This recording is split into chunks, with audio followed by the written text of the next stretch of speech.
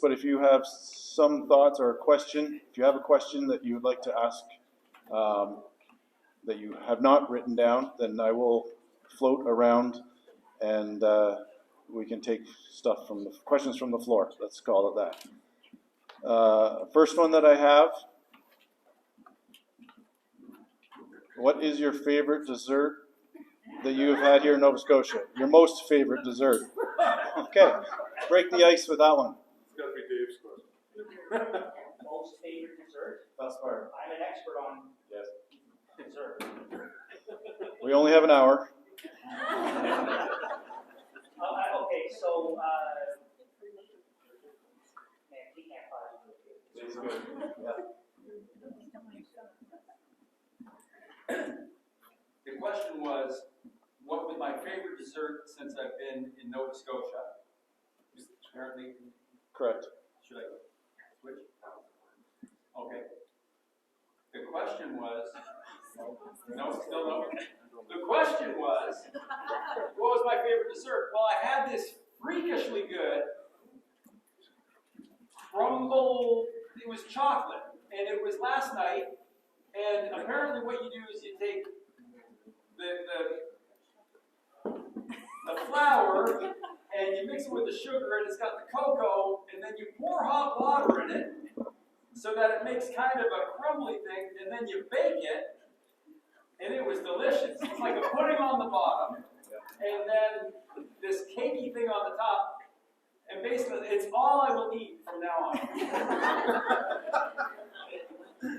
I think they call that chocolate lava cake. What was it called? Chocolate lava cake. Did you say chocolate bladder? Lava.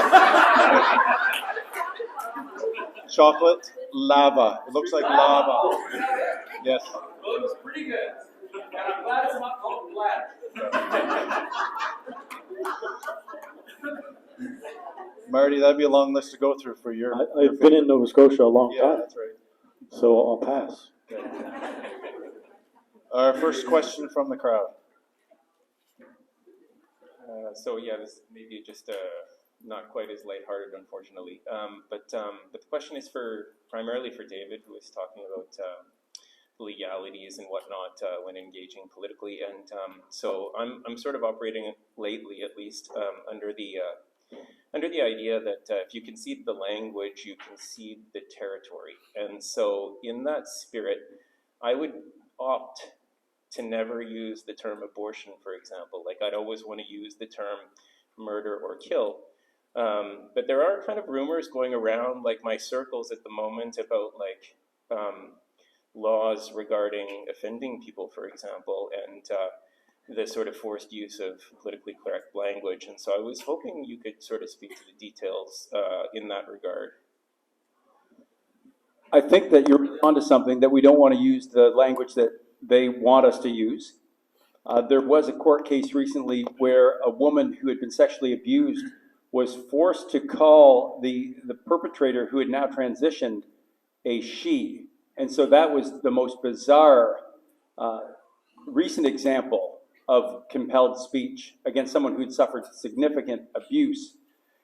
I think that generally you're absolutely right that we should not be using their words. We should be using what we probably would call the traditional definition of words, right? From a sociological standpoint, the guy who's cornered the market on this is a guy named Neil Haslam out of the University of Australia, and he talks about concept creep, and it's almost exclusively a factor of leftist influence on our language. And so what they do is they keep redefining a word until it has no meaning except that which they will imbue it with. So I'm not sure if I'm giving you as much as you need, except to agree with you and say we need to stick to traditional definitions. We need to appeal to the language we want to use, not the euphemisms that they force us to use. And eventually we'll get to a point where it will cost us, and so I say it will cost you, but you tell the truth. So there really isn't any way to go around it, right? You tell the truth. Thank you. Yeah. Okay. Next question is directed for Andrew specifically. In your opinion, how should a Christian vote when no leaders currently meet the standard that you expressed in your session?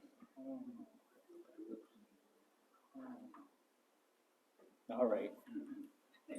Let me start with something I posted on Twitter first. And I'll jump off from there. Just want to get the wording right because I thought about this tweet very much. So the person who tweeted something about, if you're a Christian and you vote for Donald Trump, no one should make you feel guilty about it, and the other way around as well. And so I commented and I said, I believe we should ask the following questions before we vote. So I'm behind the little cardboard shield. There's a piece of paper. There's a bunch of names in circles. What do I do? So 3 questions. 1, will this vote be pleasing to the Lord? This is Ephesians 5:10, right? Take no part in the fruitless works of darkness, but rather expose them. For shameful even to think about what they do. The days are evil. Consider what is pleasing to the Lord. So if I check this name, do I think that by doing this, regarding who this person is, what they stand for, that the Lord will say, I approve? Will he be pleased with it? Number 1. Number 2, can I cast a vote with a clear conscience? This is Romans 14:23. Whatever doesn't proceed from faith is sin. So if my vote is, I don't feel good about it, but it's the best option. No, that's a sin, according to Paul. Your conscience has to be clear. 2. 3, is my vote more pragmatic than it is principled? Now, I'm not opposed to pragmatism. It's very practical for us to have 3 chairs up here. If we only had 1 chair, that's not very practical. So I'm not opposed to pragmatism. What I'm opposed to is a pragmatism that supersedes principle. So this is Proverbs chapter 14, verse 12. I know the real answer that the person wanted was, who should I vote for? And I'm going to answer that question.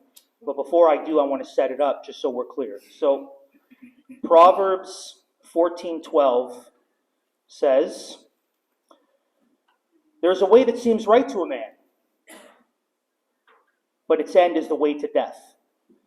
So an unprincipled pragmatism, the Lord is not pleased with. So, who should I vote for? I think that we are in a moment in our country where we've essentially found ourselves like exiles in Babylon.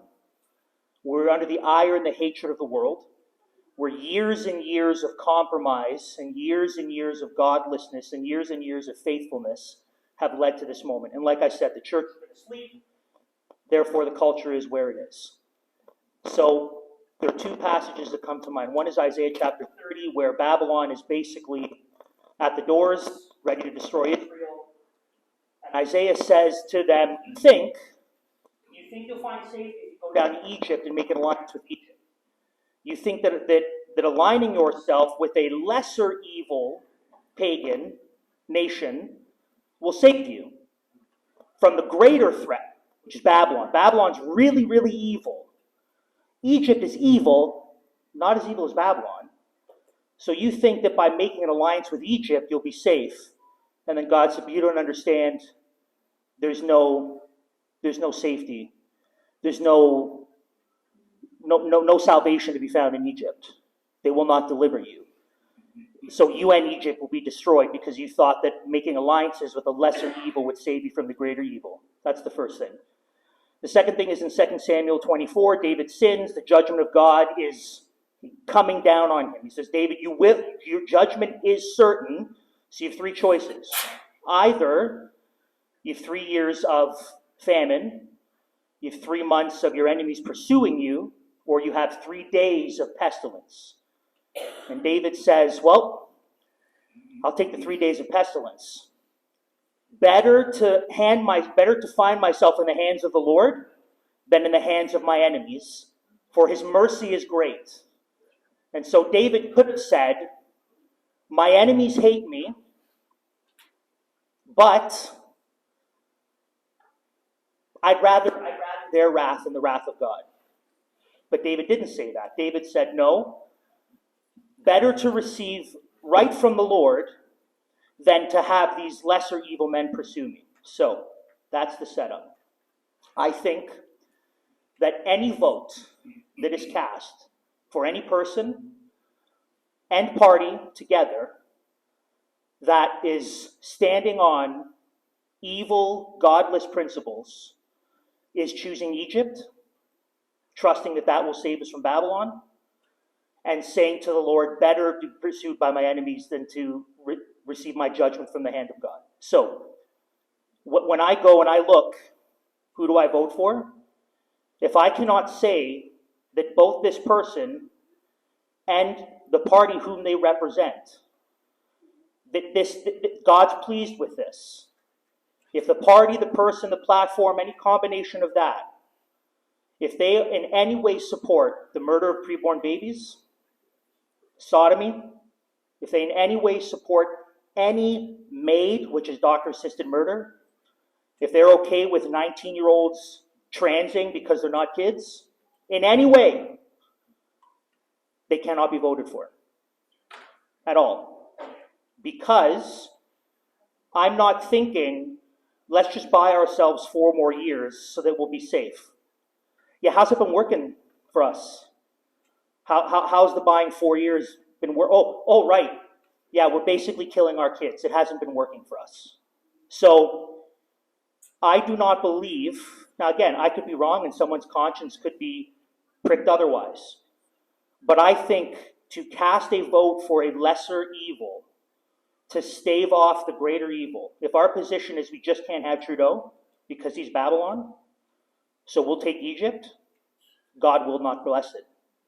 He will not bless it. His response will be, if you think deliverance is found in Egypt, you will be destroyed.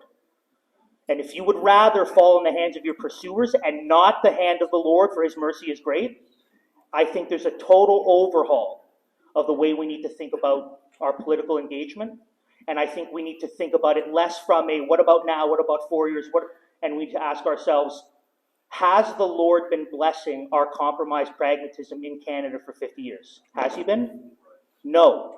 So if he's pouring his judgment upon us as we speak for having lived a certain way, do we really think that if we say to him, but God, will you please stop judging us if we do the same thing? He'll say, oh, sorry, yeah, I didn't think about that. No. No, he won't. So it's upside down because we think if we can make the right decision, get the right person in the right place, we'll stop all this. The question is, will God be pleased with it? And if he won't, it doesn't matter what we do, he will continue to pour his judgment upon us in full measure.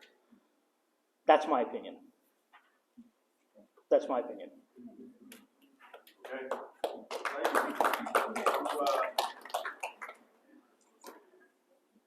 Do you guys have any other thoughts? I guess I don't know. Not sure exactly how to. Can I ask a question? Marty, do you want to add anything? Just while we're over. I don't know if this thing is working or not. Just a minute. I'll read it.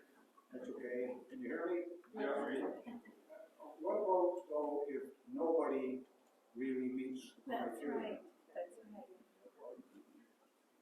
There's no candidate who really meets the criteria, and you differentiated between the candidate per se, and maybe the candidate meets the criteria, but the party doesn't. I'm sure there was 1 or 2 good people in Egypt that'd be able to help Israel. Maybe 1, 2, maybe a bunch. Maybe there were a bunch of righteous Gentiles in Israel that they could have made alliances with. Maybe. Maybe some of David's pursuers were not that bad. Sure. So again, that's that first question. Does this please the Lord? Is he looking upon us? I approve. I approve because it comports with my law, with my nature, my character, my words. This works. And is my conscience clear? If it can't meet those criteria, then it's a no. What about, is there like some sort of an indexing app or something where like somebody could be looking at sort of like every single riding in the country and ensuring that there is a legitimate option for every Canadian who wants to cast a vote, like within the with a morally clear conscience? I don't know. No, I Campaign Life Coalition does that. Yeah, they have their vote, yep, for people. They rate the candidates according to their responses to issues. Issues, pro-life issues, so that's MAID, Not trans just stuff. pro-life. Yeah, MAID, trans stuff, abortion. All social conservative issues. Yeah. I'd like to say something. Okay, can I just say one thing? Because I bet you I'm going to say what you're going to say. You have to vote for somebody. You have to go for somebody. I'm going to vote for somebody. Are you going to vote for somebody? That's all I can say. We're going to vote for somebody. I don't know what else to do. That is a bit of a tough question. I think some of this refers back to how a biblical worldview has been lost for a large part of it, right? And that's kind of why I was emphasizing that this morning, that we have to look at it from a biblical worldview. Like Andrew said, it's not going to be fixed overnight. We can't look at a 4-year solution. We have to look beyond that to say, okay, here's where we're at. What is it that God wants us to do specifically, right? And so yes, the conscience does come into that, but we have to be based on a biblical worldview. We have to get rid of our social worldview that's been adopted by too many people. And if we don't get rid of that, we're going to have a hard time with making the right choice by God's standards.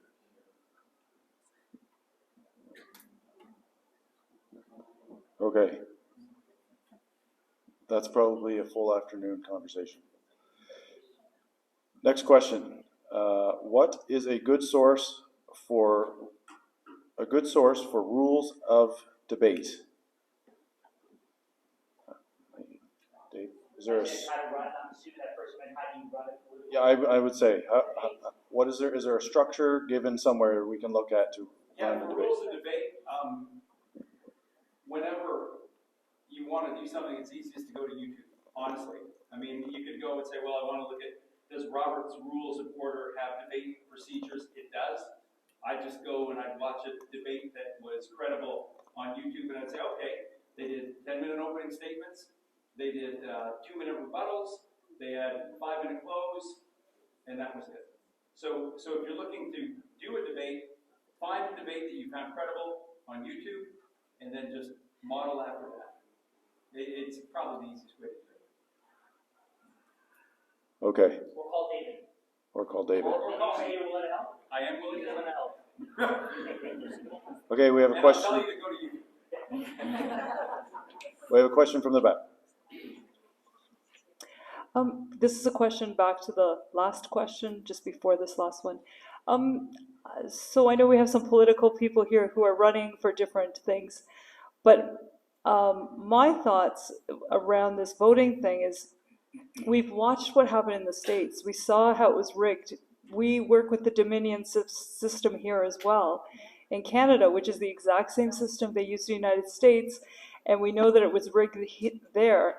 Are we so naive in Canada to believe that it's not rigged in Canada? God's sovereign. So I leave any one of the three to answer that.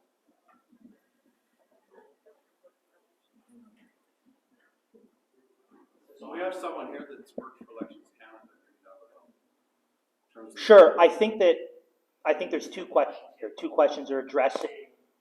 Two questions are our perspective and position before we vote, and then the consequence of the vote. The consequence, I'm not as concerned with. What I'm more concerned with is my conscience, the posture of my heart before I cast a vote.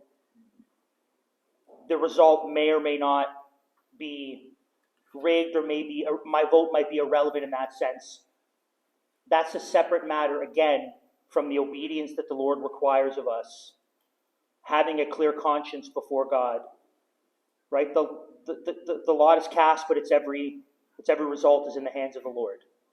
So either I believe that God calls me to be obedient, that He will bless my obedience and He's sovereign over all of time, or I don't. And if I don't, then panic away. Panic away, fret away. But if I believe that the Lord is sovereign, if I believe that the hairs of my head are numbered, Marty's too, less, right? If I believe that, and I believe that every bird that falls out of the sky does so, and God is over that, and I also believe that he calls me to be obedient with a clear conscience to please him, and he will honor that, then the result in that sense, one way or another, is irrelevant. In the same way we do evangelism. My job is not to do everything in my power to just get that person to believe. My job is to be faithful and obedient. The Lord will accomplish his purposes. Success is not the results. Obedience is success. Faithfulness is success. I think we've lost that in Western Christianity. We've lost that obedience is success. Results belong to the Lord.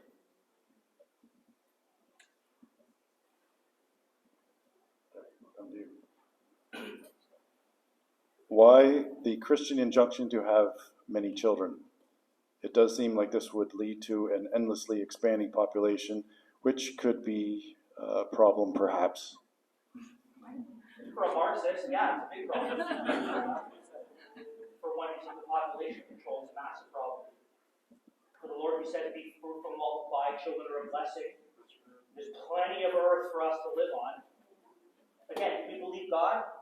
I'm not saying have 100 kids, that's actually impossible. I did the math with my kids. To have 100 kids, you have to have 7 sets of quintuplets and a bunch of, so it's impossible. And I'm also not saying you need to have sex every night to have kids. I'm not saying that either. Do we believe God? That's it. Do we believe him? Did my wife and I believe him when we were 39? We're like, I think we're dying yet, but maybe not. Maybe we still can. Maybe the Lord, twins, did we believe him or not? So, no, there's too much people. Yeah, according to Marcusa, there's too many people. But according to the Lord, have kids, have lots of kids. If you can, if you want, great. Praise God. You want to have 3? Okay, that's fine. But, yeah, sorry. I have an answer. Related to population growth, we're actually in population collapse. Right? So there are 195 countries on the earth. By 2050, only 25 will still be above replacement level, which is 2.1. Those, the majority, are in Africa, and even they will deteriorate in terms of population probably after 2050.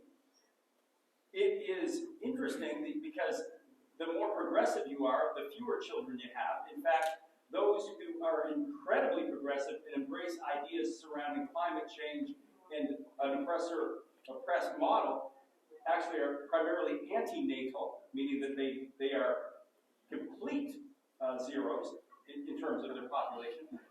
And so that means that the future will be conservative. It does. Because if you look worldwide, the most prolific people, the people who are having babies, fecundity, if you will, is guaranteed by religious conservatism. So the people leading that right now are Muslims and conservative Christians. In the United States, by 2050, Muslims will be the second largest group of religious people, outpassing Jews. Conservative Jews, Orthodox Jews, will continue to double every 20 years, as they have, but they still won't keep pace with the Muslims, who are also doubling about every 20 to 30 years. Conservative Christians in the United States are also doubling every 20 to 30 years, despite the fact that you heard that Christianity is declining. The reason it looks like it's declining is because there's an incredible precipitous drop-off within the mainline churches, which are liberal. And because they have massive numbers right now, as they lose their numbers, it looks like Christianity is declining. But from the perspective of conservative Christians, Bible-believing, praying, passing it on to their kids, they're actually doing okay. They are doubling every 20 to 30 years. If you look 250 years into the future, based on the Amish alone, they will have the population of the United States in 200 years, which is pretty incredible because you never think the Amish are going to take over the world.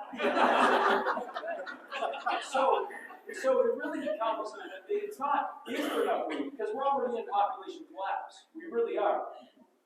And the more developed one becomes, the more population collapse you experience. It's almost like God knew, if just the faithful follow this, everything will work out. But then the faithful didn't. Then the faithful stopped trusting. And then the faithful got in the same boat as the progressives. So now if we can just embrace our faithful Christianity once again and say, Lord, what kind of blessing will you give to me? Then we might win just on demographics alone. You don't even have to vote. They'll just all be gone and you'll just have a bunch of brood kids, right? So that's a thought. All right, thank you. Hi. I'd like to share something. This is a real experience. I am involved in politics right now.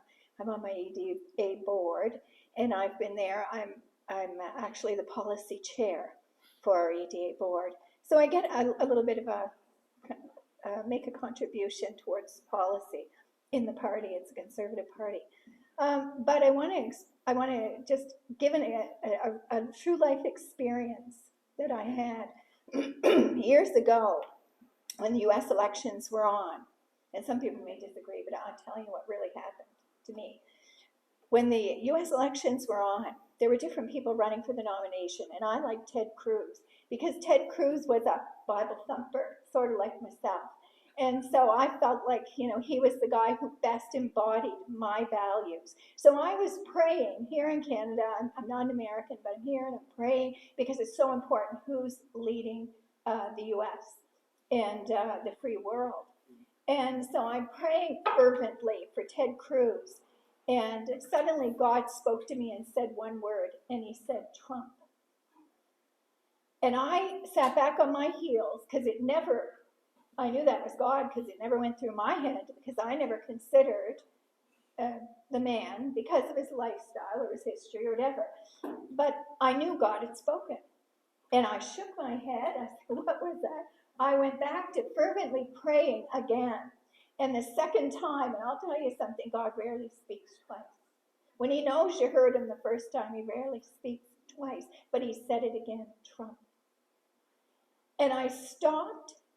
I mean, there's no point in praying if you're not willing to receive the answer. And I sat back on my heels, and I knew exactly what God was telling me. God's man for the time was Trump. He didn't match my values.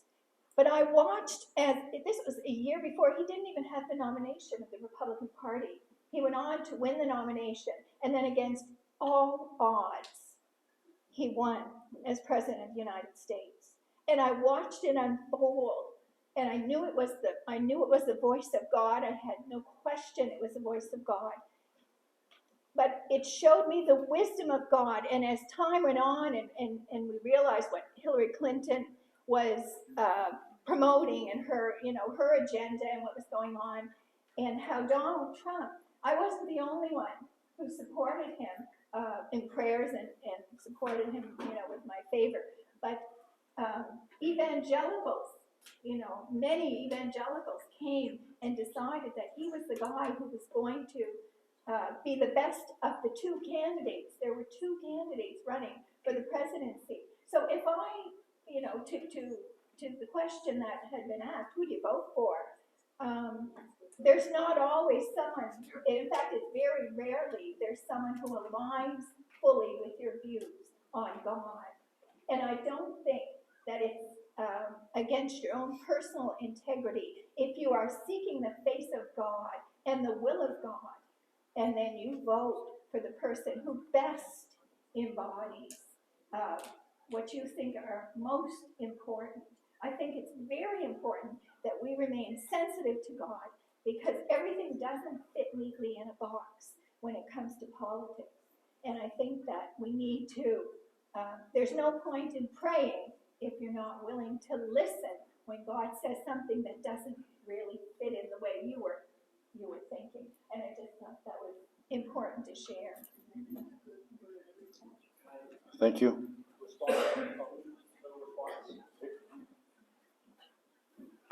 So,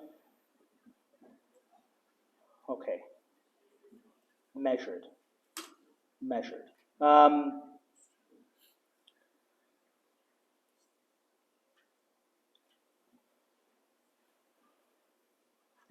Let's talk about Trump for a bit then. How many lives were ruined and devastated because of the jab mandates and the lockdowns he supported and the $3 trillion he spent in his first stimulus package? Was he God's man for the devastation of innocent people? Was he God's man for supporting sodomy? Okay, so he put 3 Supreme Court justices on. That's great. Didn't he just come out and say that states can murder babies if they choose to, though? Didn't you just say that? If you want to murder babies, it's up to the state. So let's take a look at the whole picture. He wasn't running for Pope. That's true. He's not running for Pope. But the question is not, I don't think the question is, do we vote for the lesser of two evils? The question, I think, is, what in my decision, in my obedience, is pleasing to the Lord? What am I trusting in? And if someone can make the case to say, this is pleasing for this reason, my conscience is clear, therefore I vote for this person, okay, we can have a discussion. That's fine. But there's a way that I think we are thinking about political engagement that's not, what about overarching biblical principles that are spelled out in God's Word? What about the way God's people have interacted with leaders throughout history and throughout the scriptures and how God responded to it? These are discussions we need to have. And I don't necessarily think that we can look at this. So here's this one good policy. Here's this one good practice that was put into place. Great. Praise God for his mercy. God used donkeys to communicate to prophets. That's great. There's a difference between what is described and what is prescribed. There's a difference between what God is at his liberty to do and what he requires from us. Those are two different things. The obedience he requires from us in his word is different than whatever God wants to do. That's totally the prerogative of God to do that. But to base our prescriptive obedience on the descriptive acts of God in history, we'll come into some problems. Because there have been lots of times in the scriptures where God will allow for the sinful, failed actions of humanity to accomplish his purposes, and no one would say, therefore, do this. No, this is the right action because of this.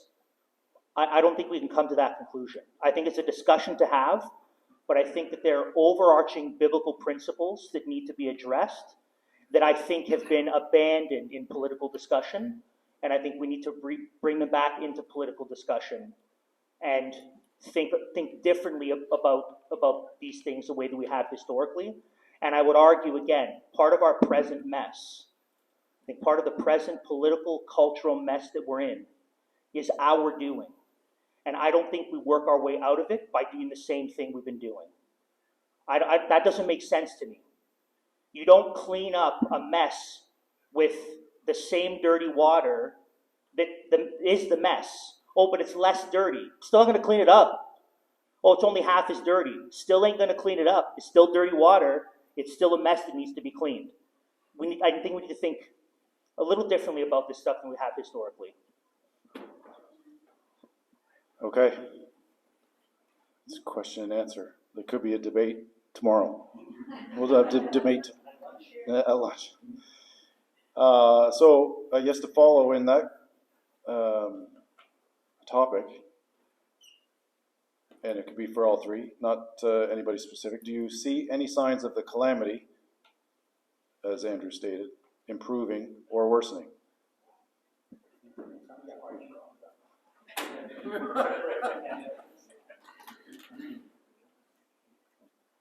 I'm not sure that we can gauge where the calamity is going to end. Right? I mean, God brings judgment. He brings his judgment according to his justice and his righteousness. And in the midst of judgment, how can we look at it and say, well, yeah, that's enough, Lord. We've paid for what we did. He's the just judge, right? So I'm not sure I can actually answer the question, do we see it increasing or decreasing? But I think we can safely say that we are absolutely in judgment. There's no question about that. We're not looking to, oh, we better smarten up because judgment might come. We're in the midst of judgment. Again, Romans 1, read it. We're in that. The judgment of God is upon us because of decisions or because of lack of things that we have done.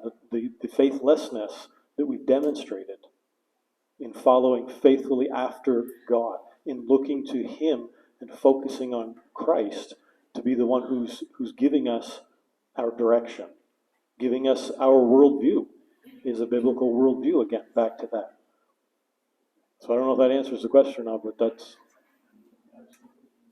So the idea is that, is the calamity getting worse or getting better? Was that something like that? See signs of improving or worsening. I see signs of improving.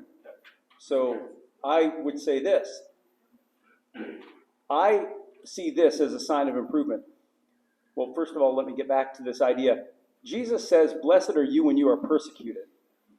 And I am so grateful for the persecution that we've been experiencing. And I know that that is hard to hear when you've lost your job or when you have lost your family because they no longer want to associate with you. But I've never seen a greater push toward commitment to faithful Christianity than I have in the last 4 years.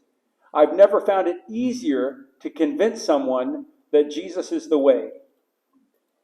Only because everything began to fall apart did many of the people who never gave an ear to anything that I had to say about Christ come to me and say, "What was that you were saying?" Because now the proof of God's plan is written across all of society. And so I look at this and I say, yes, it is a terrible time for someone if you don't know Jesus.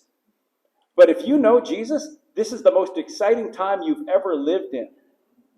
Because you have hope, because you realize that in fact, the only thing that matters is your relationship with Christ. That's all. I mean, it's going back many, many years, but we're finally realizing my life is about my relationship with God. That's what it's about. And that way you can't make me afraid. You can take away my job. You can say all sorts of mean things about me. You can threaten me. And I will not be afraid. And I haven't had that kind of confidence in myself because I've never had to. But now I do. You can't make me afraid. And I am confident in the strength of Christ like I never have been before. That's a blessing. So things are getting better for us. I want to add really quickly, there's two biblical examples that come to mind where do I think that for the believer, yes, we see God's faithfulness in the fruit of his blessing because of our obedience. I think that's exceedingly clear. The churches that have grown, the schools that have started, the institutions, this is all wonderful stuff. What it seems like is, again, we see this in history. So during the Exodus, you have God's judgment falling upon the Egyptians, but there was light in the land of Goshen. So God's people were not receiving the direct wrath of God as the Egyptians were. Fast forward to the New Testament, leading up to the destruction of the temple. God's judgment falls upon Israel, which at this point had become a pagan, apostate, antichrist nation. They murdered the Messiah. They persecuted the Christians. But what does Jesus tell his followers in Mark 13? When you see these things coming, leave the city, go out into the hills. And what happens when Rome invades Jerusalem? Jerusalem is devastated. Jews die. Who doesn't die? Christians. Why? Because when Jesus said, when you see these things coming, flee to the mountains, what do? They fled to the mountains. So the answer to the question is really two questions. Does it look like the calamity because of the judgment of God upon pagan Canada is lessening? No. Doesn't look like it. Because we're murdering more babies, castrating more children, and killing more people. But will God's blessing continue to be poured upon his people who are faithful? Yes. So we rejoice in what God's doing, but if the God-hating, antichrist agenda continues, there will be no lessening of the judgment of God in that sense. So it's both. It's we as God's people in the land of Goshen don't have the plagues falling upon us directly, and we are not inside the city when the judgment comes.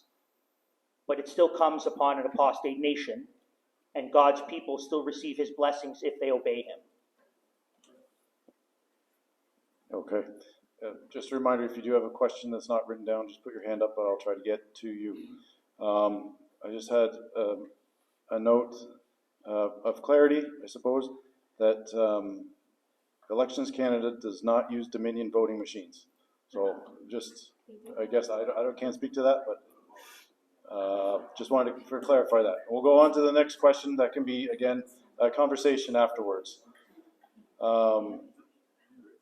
So it is an incredible treat to hear from three strong men. Mostly the charge on all of this has been led by women. For example, Maggie Hope Brown, and in NS, Morgan May, NS Nova Scotia, Morgan May, Shelley Hipson. Why do you think, it's written in two different spots, why do you think this is, and how do we engage more men? You're the man who from us. Yeah, please do. There's a knife, like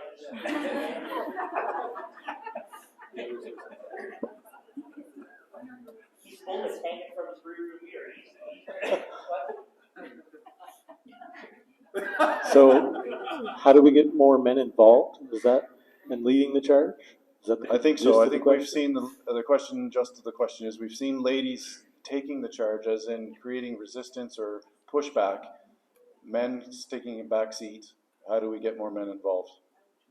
I heard an ouch up here. Is that true? Is that? I think women really have done great stuff, but is it like, I don't know, is that the way in Nova Scotia that mostly women are leading the charge? I'm not sure. Yes. Is it? Is it? I think the women are louder on social media. Oh, something like that? Okay. One aspect. They are louder, this is true. This is Yes. Very.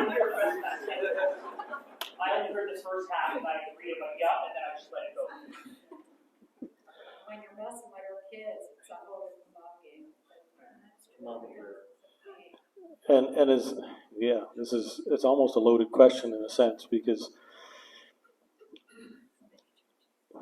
I don't have an answer that is tried and true and just, hey, do this and here you go.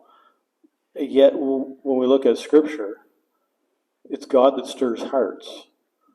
So my immediate thought is, this is something that we need to absolutely take to prayer and seriously pray and seriously get back to the importance of prayer, because I think that's been lost all too easily. And that's a whole sermon or two that we could get into. But praying is not me just running to God and saying, God, help. Right? This is communion with the Creator. This is communion with my Savior, with my Lord. This is serious. And we are called to pray without ceasing. But our prayer without ceasing is not, okay, I've got my grocery list, Lord. So can you bless all these things and do this and do this and do this? My prayer ought to be, God, we are a nation that is in the dumps, that is in ruin, that is under your judgment. But we are also a people that for many years have been living in apathy. So Lord, take my heart and set it on fire. God, take my heart and make it what you want it to be, so that I can then be the influence where you have me. I don't know, I can't stress, and this is what's on my mind, I can't stress the importance of prayer, and I know there is prayer going up for more men to get involved. Again, if we're slipping away from a biblical worldview, we're going to adopt what's around us. Well, what do we see around us? The feminist movement is, hey, women are it. They're in charge. Men take a back seat. You guys are losers. Well, what does God say? He says, men, you're to be the head of your home. That means you're to step up to the plate. Why? Because you're better? No, he doesn't say that. The only qualification that he gives is you're a man. That's it. He says, so as a man, you're the head. So you're to be the head. It has to begin in your home. If it's not going to begin in your home, if it's not going to be present in your home, it's not going to be present anywhere else. It's not going to be present in the church. It's not going to be present in your influence outside of the church. So how do we get more involved? Well, start with praying. And start, men, with searching your own heart and asking where it's at. I was just looking up some data because I knew that I'd come across a study somewhere. So for me, I've got a little bit of cognitive dissonance when I hear that men are not leading. Maybe it is true in Nova Scotia, I don't know. But in terms of men embracing conservative positions, we see in North America that there's now almost a 30%, well, 60 if you look, between men and women. Women in general, probably not the women in this hall, but women at the, like, 2/3 of women in North America now are heavily progressive, whereas 2/3 of men are now heavily and moving, the younger you get, toward conservatism and conservative positions and conservative activism. They're becoming, so maybe we just haven't seen it yet. But what I see in this as a sociologist is a big problem, because these men aren't going to have anybody to marry. So Christian ladies, you're going to have your pick. Just so you know, times look good for the ladies.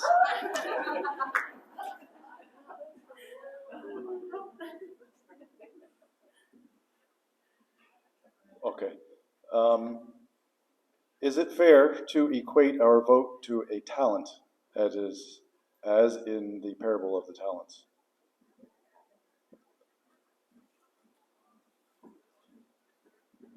No. No. If you want an exposition, we can go there. The answer is no. But I think in context, the parable of the talents has to do with the opportunities that the Lord gives us to proclaim the gospel and engage in evangelism, and how he gives those or takes those away based on our faithfulness. I think in context, that's what he's addressing. So really quickly, for people who do a great job at sharing the gospel with non-believers, they find there's no shortage of opportunities to share the gospel with non-believers.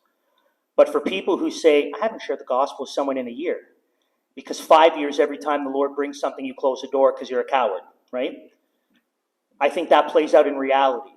That the more faithful I am, God gives me an opportunity to bring his good news to someone who's lost. And the scriptures say it's based on their ability. So some people are louder, more outspoken and blunt, and other people not so much. So the makeup of who we are, God will give us a certain number of opportunities, a certain number of open doors to engage in gospel ministry. The degree to which we're faithful, he'll give more. But if we're faithless, this is why the Christians who disobey God in evangelism say, why don't I have any opportunities? I feel like there's no one to share the gospel. Right, because you buried it in the ground. That's why. So I think that's what the parable of the talents is about. I don't think it's about voting. I'm open to a Greek off if someone wants to deal with the exposition.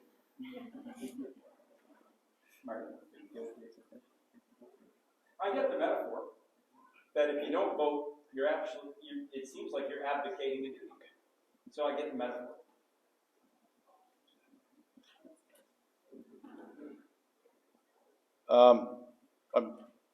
This gentleman has to leave, so we're going to ask his question.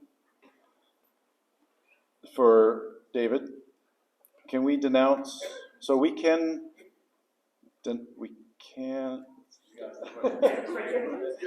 Based on what you had said about what churches can and can't do, Yep. we can endorse or denounce policies of the government. Yeah. I wonder, are we also allowed to endorse or denounce policies of opposition parties? that are not in power. Yes, yep. Okay. It all applies, yep. Just don't say NDP and then the policy or whatever. Actually, follow-up question, what if they all endorse it? I was thinking that when I was sitting down, if every party endorses the same thing, then does it matter? It doesn't say it's specific. I'm telling you what the rules say, so I would say never put party with policy. Okay. I just wanted to add to the discussion about the women doing a lot of the protesting and then the men not being there so much. I would say that it started with a lot of women protesting, because I was very much involved in a lot of that. But in all fairness, guys, when the trucks came, you made us proud. Okay, does anybody have any last minute questions? Okay, I have one question left. This is the last one? Well, there's one more. Okay. Well, I just wanted to say how much I very, very much appreciated the afternoon, and we've certainly been given lots to think about. I really appreciated in particular, like the complete reversal of the question. You know, most of us seem to ask, well, should I speak up? Is it appropriate? Am I being inappropriate? And I just loved the notion that actually it's silence that's inappropriate. So I really want to thank you all for that. And, you know, it's a very Christian-based presentation that we've had. So my question is, you know, is there a place for religious tolerance? And if so, what would that place be?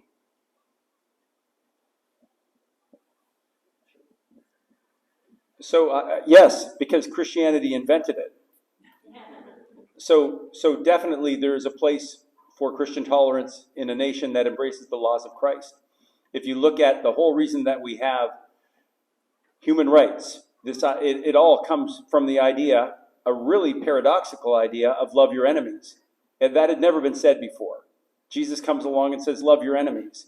Then it takes 2,000 years for people to figure it out. In the political sense, it's figured out as, okay, what does that really look like in a society? And it means toleration for those who you do not agree with. So the whole notion of toleration, religious toleration, toleration for ideas we don't like, is a Christian notion. And we would assume, because we invented it, and because we actually fostered it in our countries, that it would still be the same. We wouldn't change our minds. Because if we did that, we'd be unfaithful to Christ. So I think that the only government that is safe to actually tolerate those who are of a different religious frame or any other is the Christian government.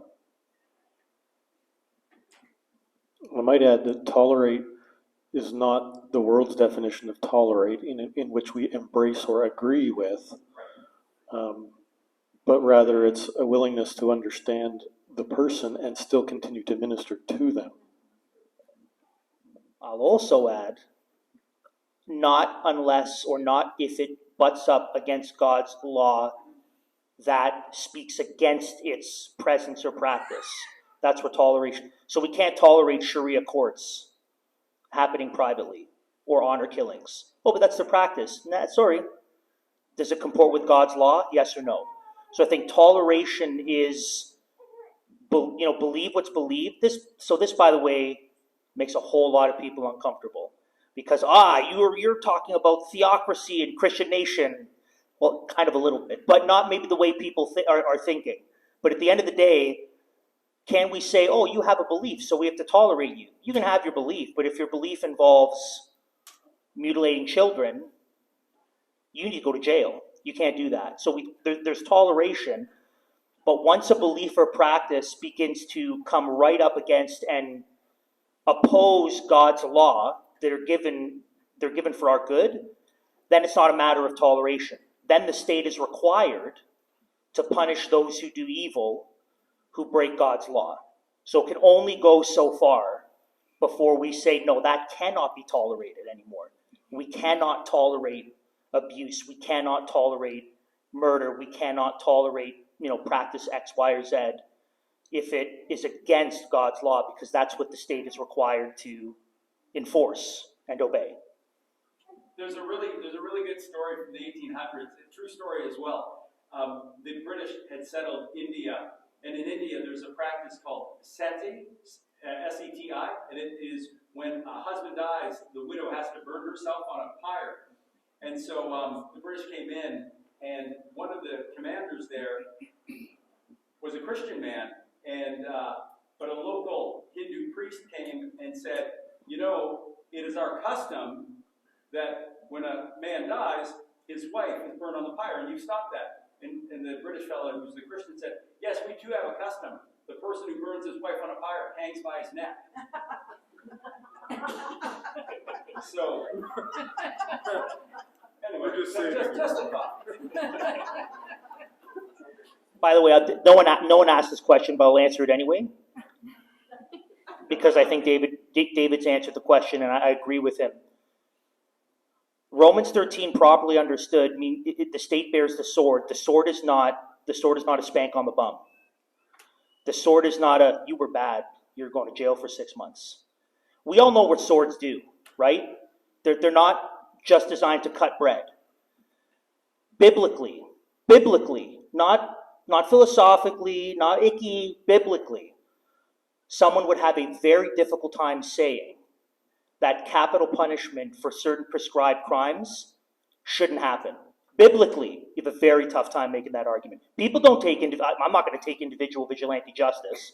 I'm not going to kill someone because they killed a family member. But biblically, Christians should offer full-throated support if the state executes capital punishment for someone who breaks the appropriate law when the prescribed penalty is death, because that's what the sword is.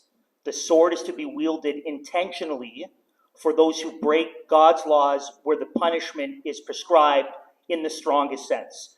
And the reason why we support capital punishment is because, one, in Genesis 9, before the law is given, God says, you take an innocent life, you shed innocent blood, that person's blood must also be shed. This is pre-law. You can't say that's a law thing. No, this is God's design.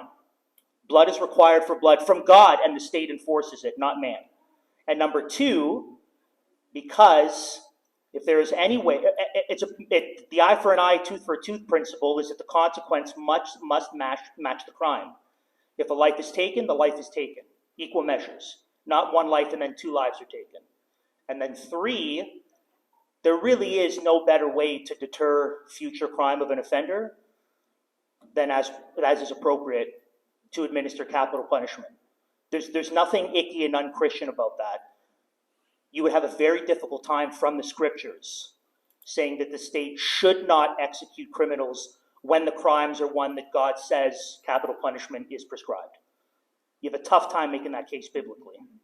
So I know no one was thinking that, but David brought up the hanging, I'm like, so I agree. You went in a direction I was not going. Yeah, you said hanging, and I was like, public hangings were appropriate. I mean, actually, now that you went there, I actually could say, I'm having trouble with capital punishment, but too much, that was too blanket a statement for me to actually like, only because I truly believe that when we look at the laws of the Old Testament, we have to look at those that were the civil laws, those that were the moral laws, and those that were the ceremonial. And I don't want to get into the Calvinistic institutes of religion, but I think that we need to go there if we were actually going to talk about that. And that's all I'll say.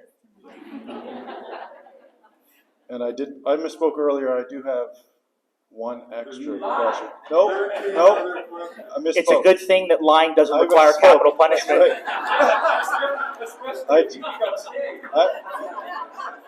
I won't lie. Emperor. I thought that. Not king.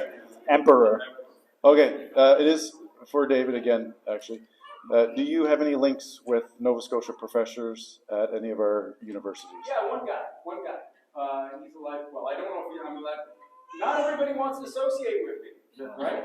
Some want to associate secretly. Yeah.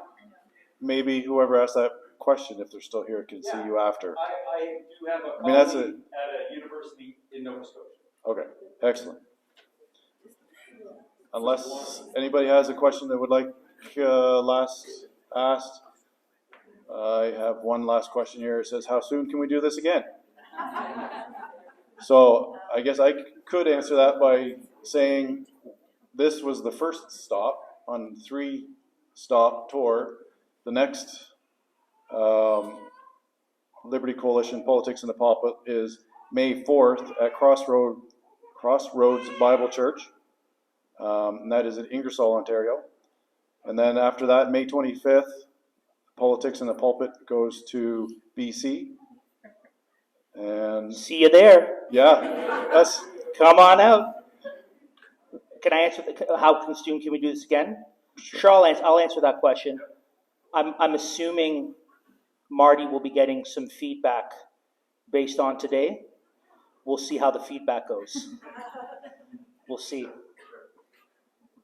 I guess before we close, do you three have any last statements or closing thoughts? Final wishes.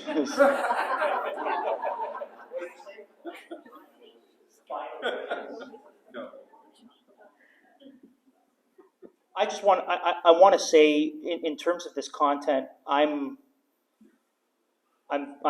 quite pleased with the way the Lord structured the 3 different sessions to build and I think communicate a clear narrative, which is our engagement needs to begin with a biblical worldview. If we are not, like, this is what I want. I want your justification here.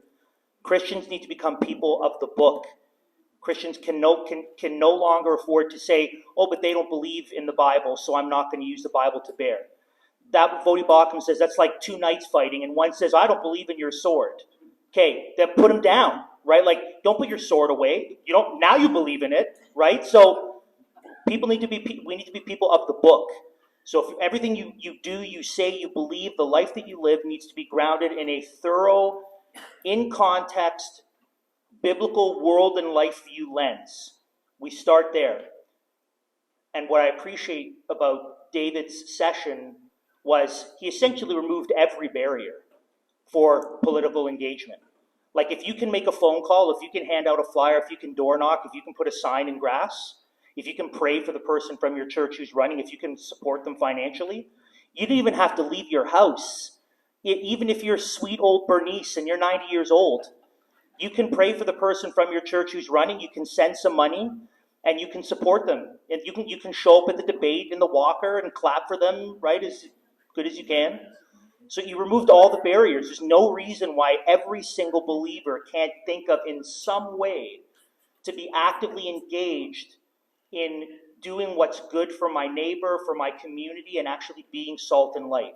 And I'm so pleased at the framing of it, and hopefully it, for all of us, removes any excuse we've had to be involved politically and culturally.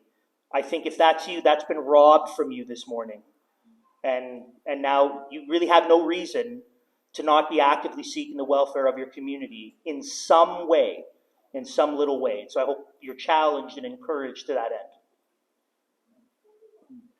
Okay. I think I probably safely could say that everybody enjoyed this today. Hope so.